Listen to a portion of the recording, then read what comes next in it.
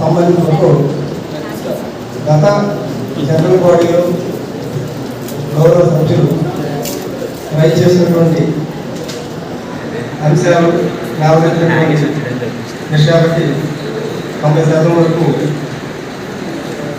మా సిబ్బంది అటెండ్ అవ్వడం జరిగింది.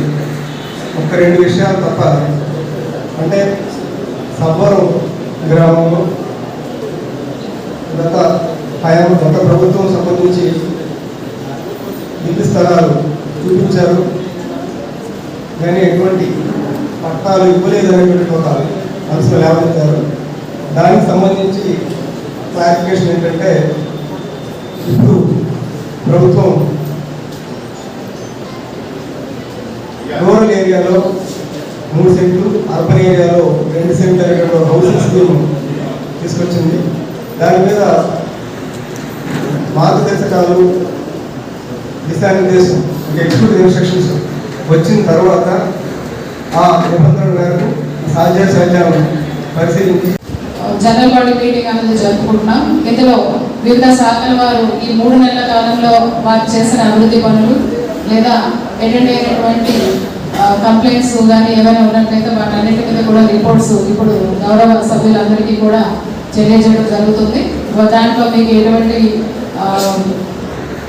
అంశాలు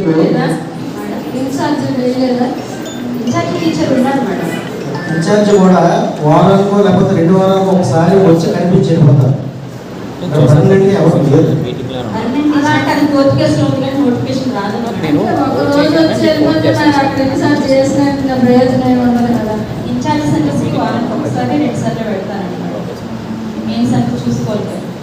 మేడం గారు మాకు ఎంత త్వరగా వీలైతే మీరు దాంట్లో పెట్టించాం. ఓకే, ఇన్కేస్ అందులో రాకపోతే ఇందులో చేసుకోవచ్చు ఉద్దేశంతో అది ఎస్టిమేట్ కూడా సబ్మిట్ చేయండి జిల్లా పరిషత్కి.